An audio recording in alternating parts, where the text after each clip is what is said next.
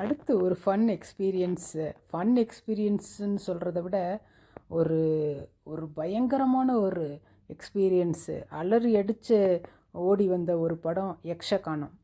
இந்த படம் வந்து கணேஷ் தேட்டரில் நானும் எங்கள் அம்மாவும் ஈவினிங் ஷோ போனோம். ஈவினிங் ஷோ ஆக்சுவலாக முடியும் போது 9 மணி ஆயிரும். அப்போ எவ்வளோ இருட்டாக இருக்கும். அந்த மாதிரி நிறைய சினிமா போவோம் நாங்கள். ஒன்லி என்டர்டெயின்மெண்ட் மூவி தானே. இந்த யக்ஷகானங்கிறது வந்து ஒரு பேய் படம். இந்த படம் வந்து ஒரு பயங்கரமான ஒரு பேய் படம். அதுவும் மலையாளிஸ் வந்து நம்ம தமிழை விட கொஞ்சம் ரியலிஸ்டிக்காகவே பயங்கரமாகவே எடுத்திருப்பாங்க அந்த படம். அந்த படம் பார்க்கும் போதே ரொம்ப பயந்து தான் பார்த்தேன். ஒரு மாதிரி பேய் படம். ஒரு உண்மையிலே இப்போ கூட யாராவது திடீர்னு அந்த படத்தை எந்த எக்ஸ்பெக்டேஷனும் இல்லாமல் ஒரு நைட்டில் உட்காந்து பார்த்தா பயமாக தான் இருக்கும் அந்த படம்.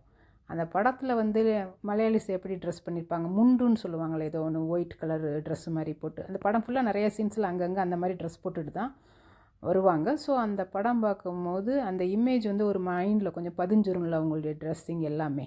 படம் முடிஞ்சோன்னா ரொம்ப இருட்டாயிடுச்சு வேறு. படம் வேறு பேய் படம். பார்த்துட்டு வீட்டுக்கு வேறு நடந்து வரணும். நானும் எங்கள் அம்மாவும் நடந்து வந்துட்டுருக்கோம். சின்ன பாலத்தை தாண்டிட்டோம். அது வரைக்கும் கொஞ்சம் பயம் இல்லை. எப்படியோ சரி வீட்டுக்கு வந்துடலாம். சின்ன பாலம் தாண்டிட்டா அந்த பக்கம் எவ்வளோ ஒரு 15 நிமிஷம் நடந்து வரணுமா வீடு. நடந்து வந்துட்டு இருக்கும்போது திடீர்னு திரும்பி பார்த்தா 2 லேடிஸு வெள்ளை சேலை கட்டிட்டு பின்னாடி. நான் உடனே பேயின்னு நினச்சிட்டேன். எங்கள் அம்மாட்ட பேய் பின்னாடி வருது, பேய் பின்னாடி வருதுன்னு.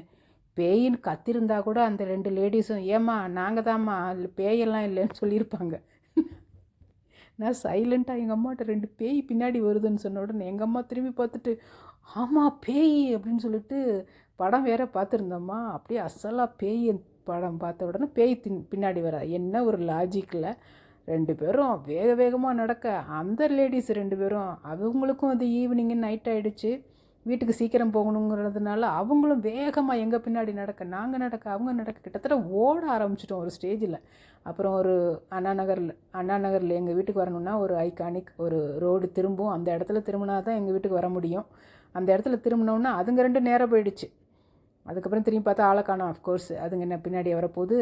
எப்படியோ ஒரு வழியாக வந்து சேர்ந்துட்டோம். மறுநாள் இதை பற்றி பேசும்போது நாங்களாம் அப்புறம் வந்து 2 2 3 4ன்னு கூட்டி பார்க்கும்போது பின்னாடி வந்தது யாரோ 2 மலையாளி லேடிஸ் வந்திருக்காங்க, நம்ம பேயின்னு நினச்சி பயந்துட்டோம் அப்படின்னு. அப்புறம் நாங்களாம் வந்து சமாதானம் ஆகி அதை நினச்சி சிரிச்சுக்கிட்டோம். ஆனால் உண்மையிலே ரியலாக பயந்து அலறி அடித்து அந்த படம் பார்த்து ஓடி வந்தது இன்னும் ஞாபகம் இருக்குது. இது வந்து மது, ஷீலான்னு 2 நடிகை, பழைய நடிகை. ஷீலாங்கிறது இந்த ரவிச்சந்திரனோட ஃபர்ஸ்ட் ஒய்ஃபா எனக்கு சரியாக தெரியல. எனிவே இந்த படம் வந்து தமிழில் வந்தது. ரஜினிகாந்த், லதா, பத்மபிரியா தான் பேயின்னு நினைக்கிறேன். அப்புறம் விஜயகுமார் தான் hero. Latha first wife, second ஒய்ஃப்னு நினைக்கிறேன், சரியாக தெரியலை. எனிவே ரொம்ப யூஸ் பண்ணுறேன் நான். எனிவே இல்லாமல் பேசவே முடியாதுங்கிற அளவுக்கு எனிவே யூஸ் பண்ண ஆரம்பிச்சிட்டேன். இந்த படம் இந்த 1000 ஜென்மங்கள் படம் யக்ஷகானம் மாதிரி நல்லாவே இல்லை. படம் எனக்கு பிடிக்கவும் இல்லை, ஒரு பயமாகவும் இல்லை. ஆனால் யக்ஷகானம் வந்து ரியலிஸ்டிக்காக ரொம்ப பயமாக இருக்கும் அந்த படம், பேய் படம். நான் பார்த்த பேய் படங்கள்லேயே இந்த படம் எனக்கு நம்பர் 1 பேய் படம்னு சொல்லுவேன். ஆக்சுவலாக இது வந்து இப்போ நினச்சி பார்த்தாலும் அப்படியே கண்ணு முன்னாடி நாங்கள் 2 பேரும் ஓடி வந்தது எனக்கு அப்படியே நினைவில் அப்படியே வந்து போகுது. ரொம்ப தான் தைரியம். ராத்திரியில் படம் பார்த்துட்டு 9 மணிக்கு வர்றது. சேஃப்டியாக இருந்துச்சு ஊர். யோசிச்சு பார்த்தா பிஃபோர் ஒரு 45 years India was safe. Definitely Tamil Nadu was much safer place. எதுவும் ஒரு இன்சிடெண்ட்டோ ஒரு அங்கங்கே ஒரு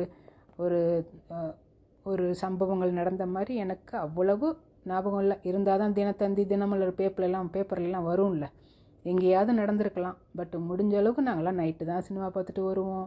தனியாலாம் நான் காலேஜ் முடிஞ்சு எத்தனையோ தடவை நைட் கிளாஸ் முடிஞ்சு 9:30க்கெலாம் நான் தனியாக வந்திருக்கேன். நான் காலேஜ் படிக்கும்போது எந்த ஒரு இன்சிடெண்ட்டுமே என்னோடய வாழ்க்கையில் எதுவும் நடக்கலை. ரொம்ப சேஃபாக தான் இருந்துச்சு இந்தியா. மதுரையெல்லாம் ரொம்ப சேஃபாக இருந்தது அப்போது.